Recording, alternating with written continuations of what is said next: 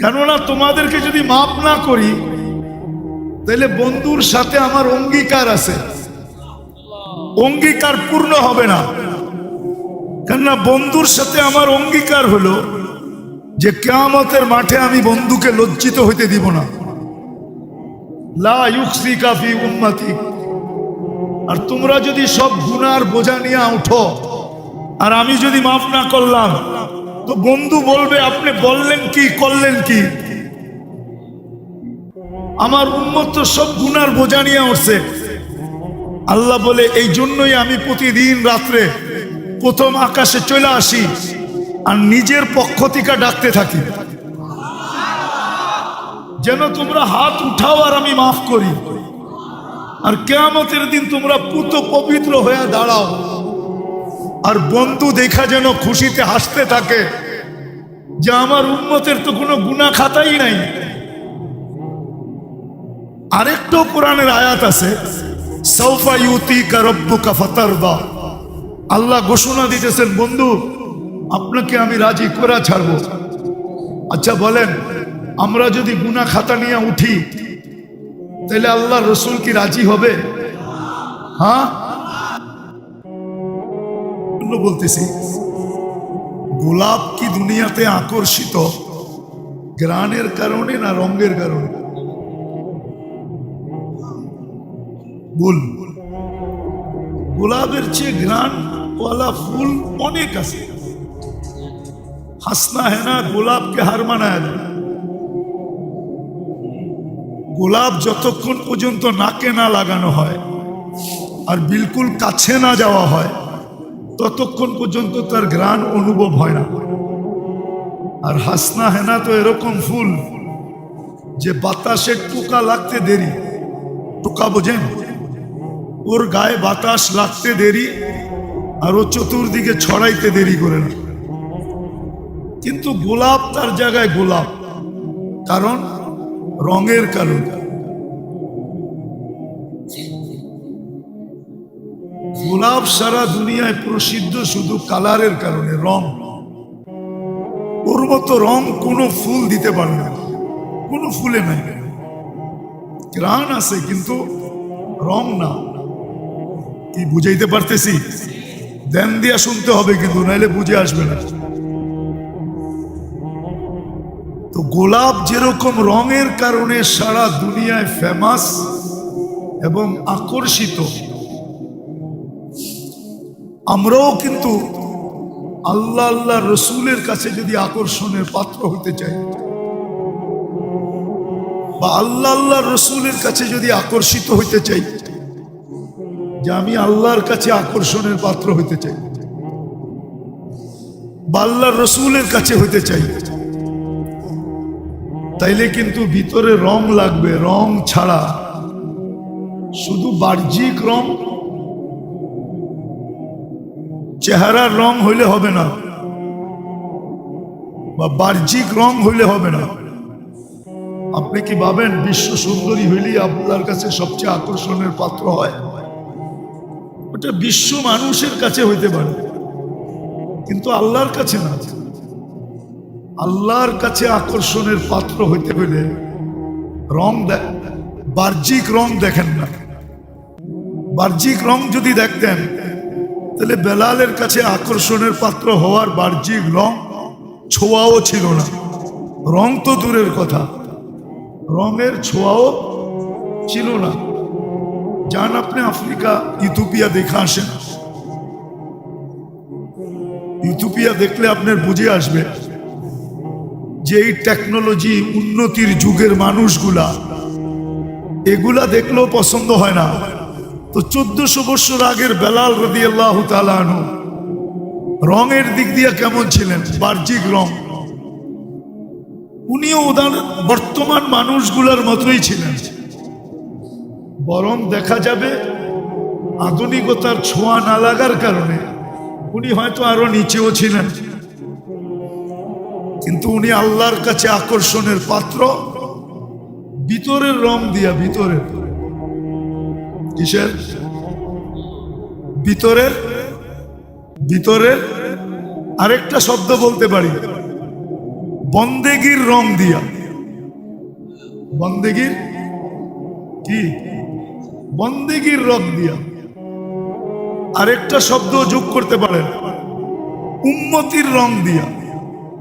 মুহাম্মাদুর রাসূলুল্লাহ সাল্লাল্লাহু আলাইহি ওয়াসাল্লামের রং দিয়া। এই জন্যই তো মেরাজে যখন পদধ্বনি আগে আগে শুনতেছিলেন, আল্লাহ রাসূল সাল্লাল্লাহু আলাইহি ওয়াসাল্লাম জিবরিল আলাইহিস সালামকে জিজ্ঞাসা করছিলেন, মান আমামি, আমার আগে কে? আসমা খসখস কদম, আমি পদধ্বনি তো শুনি কিন্তু লোকটা তো দেখা যায় না। তো জিবরিল আলাইহিস সালাম একবারে জবাব দেন নাই, প্রথমে একটা মুস্কি হাসি দিছেন, তৃতীয়বারে উনি জবাব দিছেন, আবদুকা বেলাল, আপনার গোলাম বেলাল, অন্য কেউ না, অপরিচিত না, একবার কাছে। আমি যদি বলতে চাই, মানে আমার ধারণা দ্বারা, তাখায়ুল দ্বারা, আমার মনের ভাবনা দ্বারা আমি যদি বলতে চাই, তাহলে আমি এইভাবে বলবো। ভাই আওয়াজ না করি, আওয়াজ না করি। একটু আগেই তো কোরআনের আয়াত শুনাইলাম, তাই না? বসেন, আস্তে আস্তে আগে আসেন। আমার ধারণা দিয়ে যদি আমি বলি, তাহলে আমি এইভাবে বলতে পারি। আমি এইভাবে বলতে পারি যে বেলাল রাদিয়াল্লাহু তাআলা আনহু মনে হয় বুঝাইতেছিলেন যে আমি কালো হইতে পারি বটে, কালো হইতে পারি বটে, আমার বাড়ি হাফসা হইতে পারে বটে, আর বাস্তবিক আমি অনারব বটে, আমি কৃত দাসও ছিলাম বটে, কিন্তু সবাইকে ফাঁকি দিয়ে আপনি জান্নাত একা করবেন, এটা হবে না। যেই বাসার থেকে গেছেন ওই বাসাওয়ালাও জানে না আপনি কোথায় ঘুরতেছেন। আপনার নিকটতম সাথী আবু বকর সিদ্দিকও জানে না আপনি কোথায় ঘুরতেছেন, উমরও জানে না, উসমানও জানে না, আলীও জানে না। আপনি ভাবছেন সবাইকে ফাঁকি দিয়ে একা জান্নাত ঘুরবেন। কমসে কম আমি আপনার গোলাম বেলাল হইতে দিব না, আমি তো আপনার আগে আগেই থাকবো। মনে হয় বুঝাইতে পারিনি। তাইলে আল্লাহ বাহ্যিক রূপ দেখবেন না। বাবা বসেন বসেন বসেন বসেন বসেন, আমার কথাই শুরু হয় নাই। বসেন, মিশা যাবে, দুলিশাত হয়ে যাবে, মাটিতে দাফন হয়ে যাবে। বিদায় শয়তান এটা কোনোদিন চাবে না। বিদায় একদলকে দাঁড় করায় রাখবে, একদলকে দিয়া হট্টগোল করাবে, আওয়াজ উচ্চ আওয়াজ করাবে। আল্লাহ কিন্তু এখন প্রথম আকাশে, আমাদের দুনিয়ার ছাদে। লাইলাতুল বরাত বাদেই দিলাম, রাতের 3 ভাগের 1 ভাগ যখন অতিবাহিত হয়ে যায়, তো বুখারী শরীফের রেওয়ায়েত হলো আল্লাহ দুনিয়ার আকাশে চলে আসেন আর আয়েশা ডাক দিতে থাকেন, হাল মিন মুস্তাগফির, কে আসিস জীবনের গুনাহ খাতাকে মাফ করাইতে চাও, দুয়া মুইছা জুলিশাত করাইতে চাও, নিজে নিট এন্ড ক্লিন হইতে চাও, পরিষ্কার পরিচ্ছন্ন হইতে চাও, তাইলে আমি কিন্তু চলে আসছি তোমাদের বাড়ির ছাদে। বেশি কিছু করতে হবে না, শুধু হাত দুটা উঠাইবা আর এতটুকু বইলা দিবা, সুবহানাক ফাকিনা আযাবান নার, যে আল্লাহ আপনি পবিত্র, আমাকেও মাফ করে পবিত্র বানায় দেন। আল্লাহ বলে এতটুক বলতে দেরি, আমি তোমাদেরকে মাফ করতে দেরি করব না। কেননা তোমাদেরকে যদি মাফ না করি, তাহলে বন্ধুর সাথে আমার অঙ্গীকার আছে, অঙ্গীকার পূর্ণ হবে না। কেননা বন্ধুর সাথে আমার অঙ্গীকার হলো যে কিয়ামতের মাঠে আমি বন্ধুকে লজ্জিত হইতে দিব না। লা ইউখজিকা ফি উম্মতিক। আর তোমরা যদি সব গুনার বোঝা নিয়ে উঠো আর আমি যদি মাফ না করলাম, তো বন্ধু বলবে আপনি বললেন কি করলেন কি? আমার উম্মত তো সব গুনার বোঝা নিয়ে উঠছে। আল্লাহ বলে এই জন্যই আমি প্রতিদিন রাত্রে প্রথম আকাশে চলে আসি আর নিজের পক্ষ থেকে ডাকতে থাকি, যেন তোমরা হাত উঠাও আর আমি মাফ করি। আর কিয়ামতের দিন তোমরা পুত পবিত্র হয়ে দাঁড়াও, আর বন্ধু দেখা যেন খুশিতে হাসতে থাকে যে আমার উম্মতের তো কোনো গুনাহ খাতাই নাই। আরেকটাও কোরআনের আয়াত আছে, সাউফা ইউতিকা রাব্বুকা ফাতারদা।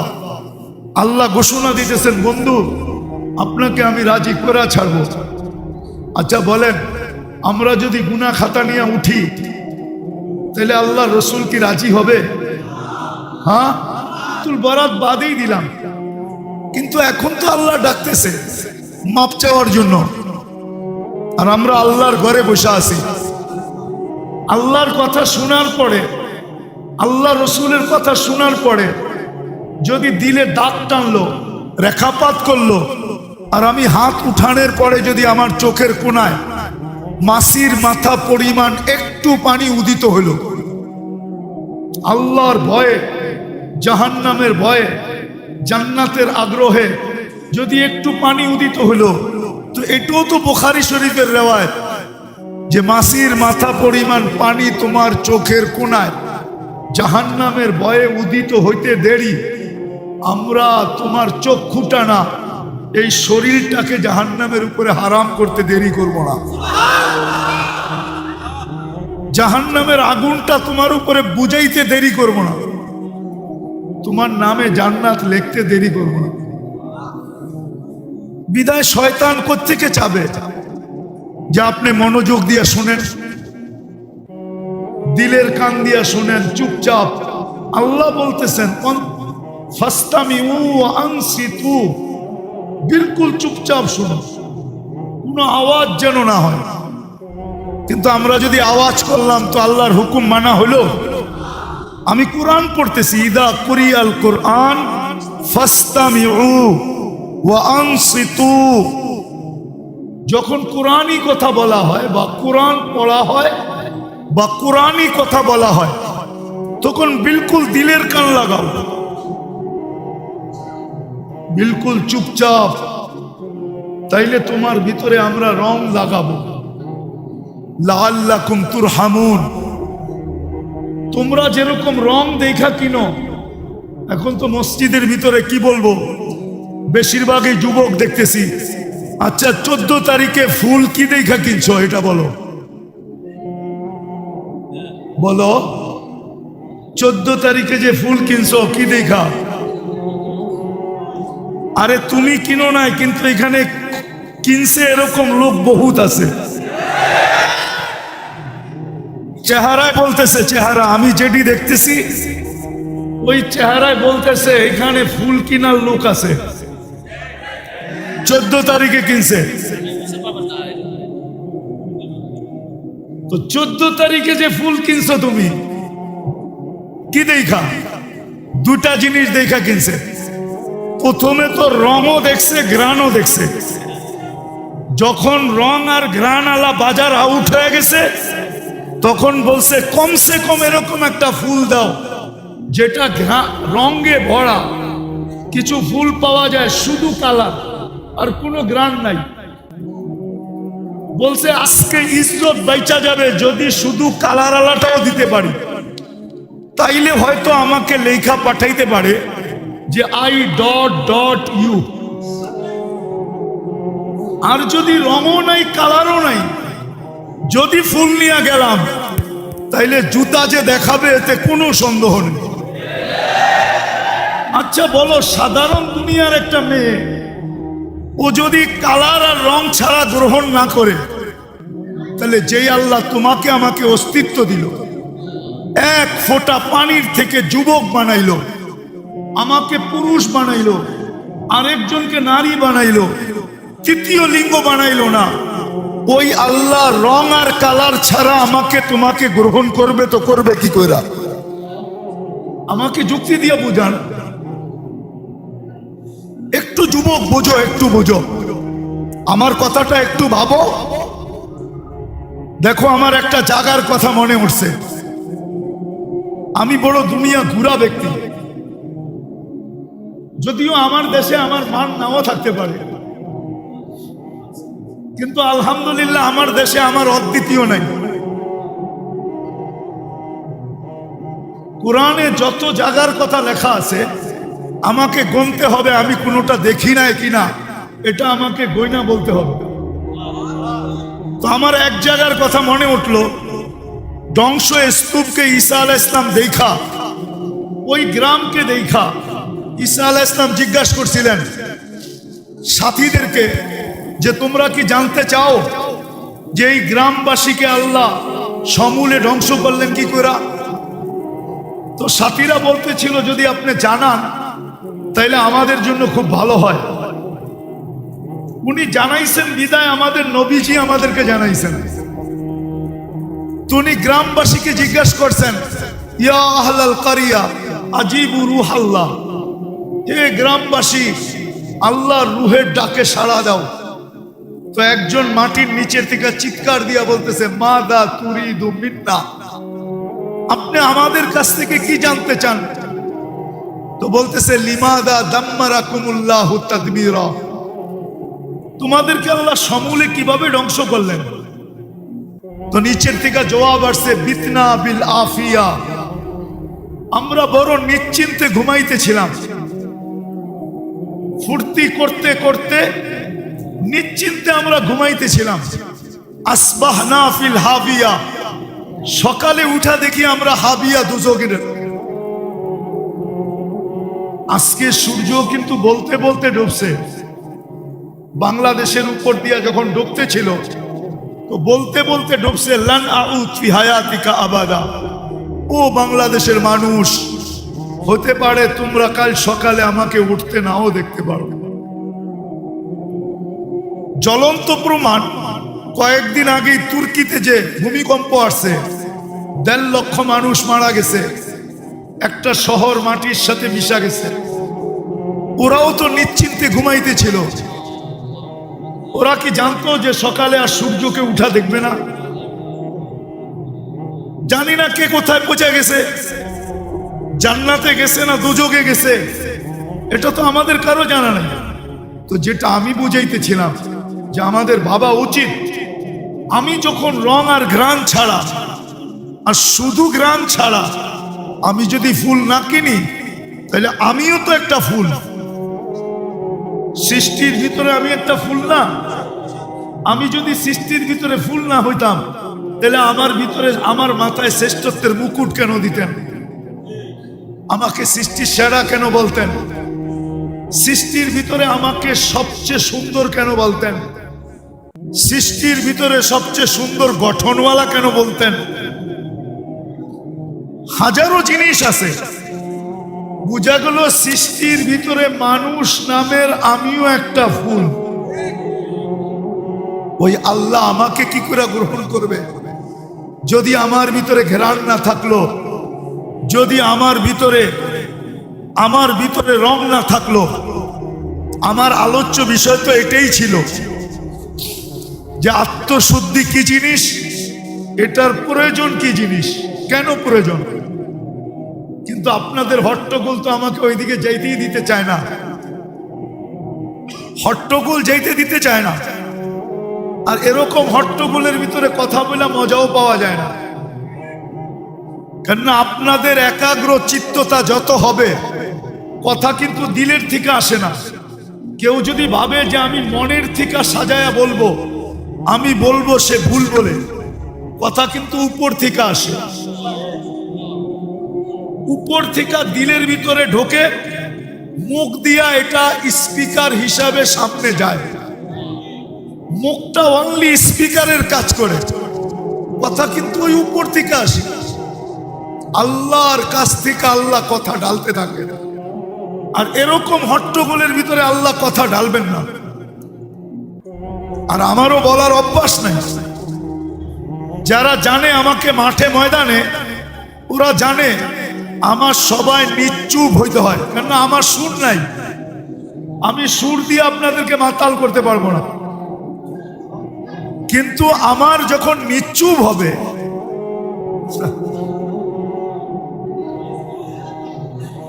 তখন কথা দেখা যাবে উপর থেকে আসবে, আল্লাহ দিলের ভিতরে ঢালবেন। হতে পারে আজকের মজমা এই রাত্রটা 12টা নামের নামকরণ আছে। এই রাত্রটা শুধু আমরা একটা নাম জানি, 13টা নামে নামকরণ আছে এই রাত্রটা। ওটা আমরা জানি শুধু একটা, কি 12টাই জানি না আমরা। এই রাত্রটাকে 13টা নামে নামকরণ করা হয়েছে বিভিন্ন কিতাবে। আমি আপনাদেরকে বুঝাইতে চাইতেছি, যারা বলে যে এই রাত্রের কোনো অস্তিত্বই নাই, কোনো অস্তিত্ব নাই। আচ্ছা, এই রাত্র কি 2-1 বছর আগের থেকে শুরু হয়েছে? কবের থেকে? আচ্ছা, শাবান কবের থেকে? আগে আসে শাবান মাসটা কবের থেকে? এটা কার থেকে নির্ধারিত? এটা কি আমরা বানাইছি? হ্যাঁ, কোরআনে আছে ইসনা আশারা শাহরা, 12। তাহলে আমাদের নবীজি শাবান বলে গেছেন, ঠিক না? হ্যাঁ, তাহলে বোঝা গেল নিসফুম মিন শাবান, শাবানের 15 তারিখের রাত্র।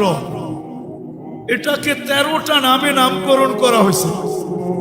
আমরা জানি শুধু একটা নাম, কি লাইলাতুল। 12টাই আমরা জানি না, ঠিক না? নামকরণ কয়টা? 13টা। আপনাদের হট্টগোল কিন্তু আমাকে অনেক দূরে নিয়ে গেছে।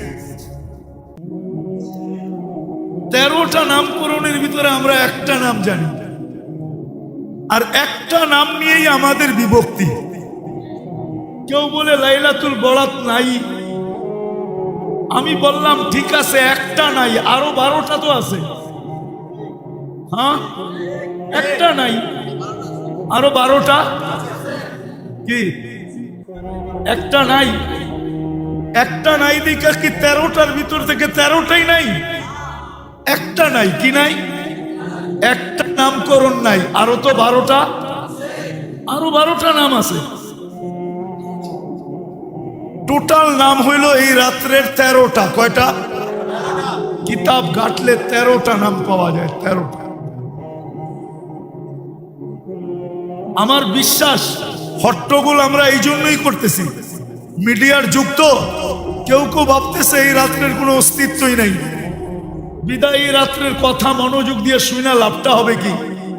আমি এই রাত্রের কথা বলতে বসি নাই। আমার আলোচ্য বিষয়টাই হলো আত্মশুদ্ধি। কি? কোরআনের সবচেয়ে বড় কসম আছে, কোরআনে 7টার উপরে কোনো কসম নাই। والشمس وضحاها والنهار إذا جلاها والليل إذا يغشاها والسماء وما بناها والأرض وما طحاها ونفس وما سواها فألهمها فجورها وتقواها قد أفلح من زكاها। 7 কসমের পরে আল্লাহ বলছেন, আমার কাছে তোমাদের কাছে যেরকম প্রথমে তালাশ করো, রঙও লাগবে, গ্রানও লাগবে, কিন্তু রং আর গ্রানওয়ালা মার্কেট আউট, কোথাও পাওয়া যায় না। এখন যুবক তালাশ করতেছে যে একটা রং আলা হইলেও চলবে, নাইলে কিন্তু জুতার বাড়ি, নাইলে কিন্তু গেলেই তো জুতা দেখাবে, ঠিক না? মনে হয় বুঝাইতে পারি না। হ্যাঁ, আল্লাহ বলে 7 কসম খায়া বলতেছেন যে আমার কাছেও কিন্তু রঙও লাগবে, গ্রানও লাগবে, রঙও লাগবে, রঙও লাগবে, গ্রানও লাগবে। কিন্তু আল্লাহকে যদি প্রশ্ন করি, আল্লাহ রং গ্রান তো নাই, শুধু রং আছে। আল্লাহ বলে শুধু রং হইলেও চলবে, কিন্তু ওই রংটা আমার বন্ধুর রঙে রঙিন হইতে হবে। ওই রংটা আমার বন্ধুর রঙে রঙিন হইতে হবে, রঙে রঙিন হইতে হবে। একটা কথা বোঝেন, আমি একটা প্রশ্ন করি আপনাদেরকে। আচ্ছা বলেন তো, সাক্ষী ছাড়া কোনো কেস চলে? যদি সরকার বাদী হয় তারপরও লাগবে সাক্ষী? লাগবে? হ্যাঁ। যদি পুলিশ বাদী হয় লাগবে? তাহলে কিয়ামতের দিন তো আল্লাহ বিচার কার্য শুরু করবেন। কিয়ামতের মাঠে বিচার দিনের স্বামী আল্লাহ, ঠিক না? বিচার কাজ আল্লাহ পরিচালনা করবেন, ঠিক না? আল্লাহকে যদি প্রশ্ন করি, আল্লাহ সাক্ষীকে, আপনি যে বিচার কাজ করবেন সাক্ষী কই? জবাব কি আপনাদের কাছে? অনেকে বলবেন সাক্ষী হইল কেরামান কাতিবিন, ঠিক না? ভুল। কেননা ফেরেশতা মুকাল্লাফ না, ফেরেশতা হুকুমের অধীন না, ফেরেশতা শরীয়তের অধীন না। সাক্ষী এটা শরীয়তের বিষয়, আর ফেরেশতা শরীয়তের কি না মুকাল্লাফ। কিছু আলেম ওলামা আছেন তো এখানে, বুঝেন তো? ফেরেশতা শরীয়তের মুকাল্লাফ না, তাহলে ওরা সাক্ষী দিবে তো কি করে? ওরা পেপার দিতে পারে কিন্তু সাক্ষী দিতে পারে না। লিখিত পেপারটা দিতে পারে, সাক্ষী দিতে পারে না। তো আল্লাহ বলে আমি সাক্ষী এই উম্মতে মুহাম্মাদীকে নির্ধারণ করছি। আমরা হইলাম কিয়ামতের মাঠের রাজ সাক্ষী। রাজ সাক্ষী বুঝেন? কিছু সাক্ষী থাকে বিলকুল গোপনীয়, এটাকে কি বলে? রাজ সাক্ষী। আমরা হইলাম ওই সাক্ষী। কোরআন বলতেছে সুহাদা আলান নাস, কিয়ামতের দিন আমি তোমাদেরকে সাক্ষী হিসাবে আমার পাশে দাঁড় করাবো। এই জন্য জালালউদ্দিন সুয়ুতি রহমতুল্লাহ আলাইহি মুস্তাকিল একটা কিতাব লেখছেন এই আয়াতের উপরে, সুহাদা আলান নাসের উপরে। উনি মুস্তাকিল একটা ছোট একটা বই লেখছেন, ছোট একটা কিতাব। আপনাকে খুঁজে বাইর করতে হবে, কিন্তু আমি নাম দিব না, কেননা আমার এটা জীবনের সংগ্রহ, তো সারা দুনিয়া ঘুরা ঘুরে আমি এটা বাহির করছি। ইম্পসিবল। আপনি এখন আমার বিরুদ্ধে লিখতে থাকেন যত পারেন ফেসবুকে, কিন্তু আপনি যদি টোকান তাইলে পাবেন। আমার মতো ঘুরেন, টোকান পাবেন। কেননা আমি তো রত্ন কুড়াইয়া নিয়ে আসছি সমুদ্রের তলদেশ থেকে, আর আপনি বাইতুল মুকাররম আমার পাশে বই রত্ন নিয়ে যাবেন? এত সহজ। আমি এত কাঁচা মাছ খাই না, ফ্রাই করি, তারপরে পাকাই, তারপরে খাই, ডাবল পাকায় খাই। তো যেটা বুঝাইতেছিলাম, আমরা সাক্ষী কিয়ামতের দিন। এটার উপরে জালালউদ্দিন সুয়ুতি রহমতুল্লাহ আলাইহি মুস্তাকিল কিতাব লেখছেন, শুধু এতটুক শব্দ দিয়ে সুহাদা আলান নাস। তারপরে উনি দলিল নিয়ে আসছেন, শত দলিল আনছেন, উনি লেখছেন। তো যেটা বুঝাইতেছিলাম, আমি সে জায়গায় চলে আসছি। 1:30 বাজতে চলছে। আল্লাহ আমাদেরকে গ্রহণ করবেন রং দেখা আর ঘ্রাণ দেখা। আত্মশুদ্ধি হইল ওই জিনিস, আমি কেমনে আপনাদেরকে বুঝাবো? এখন তো এই প্রচলন নাই। আগে কালাই করা হতো, কালাই। কালাই চিনেন? হ্যাঁ, কি?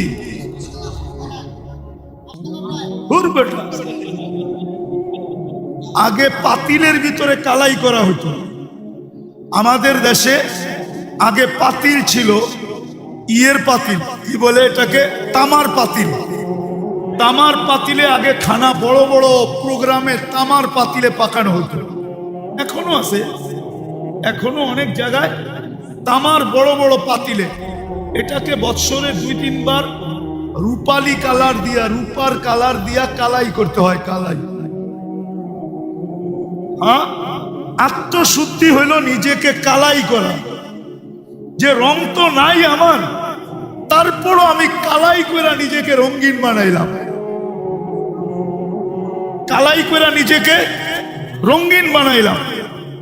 নাহলে আপনি বলেন, আমরা যতটুকুই ইবাদত করছি পর্যন্ত বা করতেছি, কি আল্লাহর শান অনুযায়ী হয়েছে? হ্যাঁ, ঢাকা শহরের অর্ধেক মানুষ তো এখন ঘুমাইতেছে, আর যুবকরা শুধু ব্যান ভাড়া কইরা, অটো ভাড়া কইরা মসজিদে মসজিদে ঘুরতেছে। আরেক দল পাবেন যায় আজিমপুরের ভিতরে ভিড় জমাইতেছে, 200-400 মোবাইল হারায় আসবে আজকে, ঠিক না? হ্যাঁ, আরেক দল যায় দেখবেন, আমি বিরোধিতা করতেছি না, শুধু মাজারে মাজারে যায়া এরকম ভিড় জমাইতেছে, ঠিক না? কিন্তু এই রাত্রটা তো এই জন্য ছিল না, এই রাত্রটা তো ছিল কালাইয়ের জন্য, কালার রাত্র। ওয়ামান আহসানু মিনাল্লাহি সিবগা, কালার রাত্র ছিল, রং লাগানোর রাত্র ছিল, যে তুমি রং লাগাও, নাইলে এটা 13টা নাম কেন হবে? আমার মনে হয় এই বাইতুল মুকাররমের মজমা যদি মিডিয়ায় যায়, কালকেই হয়তো আমার কাছে ফোন চাইতে পারে 200-100, যে 13টা নাম আপনি কোত্থেকে পাইলেন? আমরা তো জীবনভর একটা নামই শুনলাম, ফাউন্ডেশনালা বলক জন্মলগ্ন থেকে আজ পর্যন্ত যে এই রাত্রের 13টা নাম আছে, কোনোদিন শুনছে কিনা আমাকে বলুক। হ্যাঁ, 13টা নাম এই রাত্রের, 13টা। কয়টা? যারা নিষেধ করছে ওরা একটা নিষেধ করছে, এখনো 12টা তার জায়গায় রয়ে গেছে, 12টা তার জায়গায়, 12টা তার জায়গায় আছে, বিদায় এটাকে উড়াইয়া দেওয়া যাবে না। আরেকটা যুক্তি দিতেছি যদি আপনাদের মনে লাগে, বলেন ইমাম গজালি রহমতুল্লাহ আলাইহির নাম নিয়া আলেম ওলামা ডেলি যতবার রহমতুল্লাহ আলাই বলে, আমি যে বললাম লাইলাতুল বারাত বলতে কিছুই নাই, আমার মৃত্যুর পরে আমার নাম নিয়ে এত লোক কি রহমতুল্লাহ আলাই বলবে? হ্যাঁ, রহমতুল্লাহ আলাই বলাটা কি নিজের পক্ষ থেকে আসে না ওইখান থেকে আসে? এই দোয়াটা কোত্থেকে আসে? হ্যাঁ, কি ওলামা কি বলে? হ্যাঁ, আবুল সামারকান্দি রহমতুল্লাহ আলাইহির নাম নিয়া মনের থেকে রহমতুল্লাহ আলাই আসে, ঠিক না? কিন্তু দুনিয়াতে তো এরকমও লোক আছে, এরকমও লোক আছে, এরকমও লোক আছে যাদের নাম আমরা নেই, যাদের নাম আমরা নেই, মুসলমান ছিলেন বটে। ঈশা খান নাম নিয়ে কয়জন রহমতুল্লাহ আলাই বলে? ঈশা 12 বুয়ার একজন, ঠিক না? কি 12 বুয়ার? সোনার গায়ে যার রাজধানী, ঠিক না? হ্যাঁ, কয়জন বলে রহমতুল্লাহ আলাই? কি আরো আমি দেখাইতে পারি, কিন্তু আমি যে নিষেধ করে দিলাম একটা, যেটার কোনো লাইলাতুল বারাত বলতে কোনো অস্তিত্বই নাই, আমি প্রথম যুক্তি দিছি, একটা আপনি না করছেন, কিন্তু 12টা এখনো রয়ে গেছে। কি 12টা এখনো কিতাবের পৃষ্ঠায় রয়ে গেছে, ঠিক না? 12টাকে খণ্ডন করতে আপনার আরো 12 বছর লাগবে। 12 বছরে পারবে না, ঠিক না? দ্বিতীয় হলো যে আমি যে এটাকে নাই বললাম, আমাকে ভাবা উচিত ছিল যে আমি মারা যাওয়ার পরে আমাকে কয়জন রহমতুল্লাহ আলাই বলে। আর যারা লেখা গেছেন, যারা প্রমাণ দিয়ে গেছেন, এদের নাম নিয়ে ডেলি কত কোটি মানুষ রহমতুল্লাহ আলাই বলে। বাংলাদেশের কোনো আলেম নাই যে ইমাম গজালি রহমতুল্লাহ আলাইহির নাম শুনবে আর রহমতুল্লাহ আলাই বলবে না। আবুল সামারকান্দির নাম শুনবে আর বলবে না, আশরাফ আলী থানভী রহমতুল্লাহ আলাইহির নাম নিবে আর রহমতুল্লাহ আলাই বলবে না, হুসাইন আহমদ মাদানী রহমতুল্লাহ আলাইহির নাম নিবে আর রহমতুল্লাহ আলাই বলবে না। এরকম লোক খুব কম আছে, খুব আলেম কম আছে, ঠিক না? কি বলেন? আরো যত আছে। দ্বিতীয় আরেকটা কথা হলো, বলেন শয়তানের হাত থেকে নিরাপদ একমাত্র কে? নবীরা হইল মাসুম, নিষ্পাপ, আর সাহাবারা হইল শয়তানের হাত থেকে নিরাপদ, ওনাদেরকে বলা হয় মাহফুজ। ওনারা কি নিরাপদ, ঠিক না? আর আমি কি নিরাপদ? হ্যাঁ, আমি কি নিরাপদ না? আমি যতদিন পড়তেছিলাম আমার সাথে যেটা আছে ও কি ট্যাবলেট খায় ঘুমাইতেছিল না বাবা খায়া ঘুমাইতেছিল? ও তো আমার সাথে পড়তেছিল, ঠিক না? হইতে তো পারে এই কথাটা আমার না হইয়া আমার সাথে যেটা আছে, যার হাত থেকে আমি নিরাপদ না, কথাটা হয়তো ওরও হইতে পারে। মনে হয় বুঝাইতে পারি, বুঝাইতে পারলাম? ওর পক্ষ থেকেও হইতে পারে, ঠিক না? পরে হয়তো দেখা যাবে এটা স্লিপ অফ টাং, আমার কথাটা স্লিপ হয়ে গেছে। স্লিপ অনেক সময় হয় না, কথা কি হয়ে গেছে? স্লিপ অফ টাং, মুখ ফসকায় কথাটা বাহির হয়ে গেছে। কিন্তু মিডিয়ার যুগ, এই যে আমি বলতেছি, মিডিয়া তো চালু আছে, ঠিক না? এটাও তো সারা দুনিয়ায় ছড়ায় যাবে, জানাবে না? কালকেই দেখা যাবে এটা কত হিডিং এ আসতেছে, একটু পরের থেকেই শুরু হবে এটা চলা। তো বিদায় যেটা বুঝাইতে চেয়েছিলাম, এই রাত্রটা বিলকুল উড়ায় দেওয়ার রাত্র না, যেটাকে আমি উড়ায় দিব। হ্যাঁ, এটাও সত্য, আমাদের ভিতরে কিছু লোক আছে যারা এই রাত্রটাকে এতটুকু অতিরঞ্জিত করছে যে করতে করতে করতে করতে এরকম একটা স্তরে নিয়ে গেছে যে কিছু মানুষের আঙ্গুল এটার উপরে উঠে গেছে। আর উঠানোটা উচিতও ছিল, কি উঠানোটা উচিত ছিল অতিরঞ্জিত করার কারণে। যেমন আল্লাহ রসুল সাল্লাল্লাহু আলাইহি ওয়াসাল্লাম বলছেন যে আমার প্রশংসা এতটুকু করো না,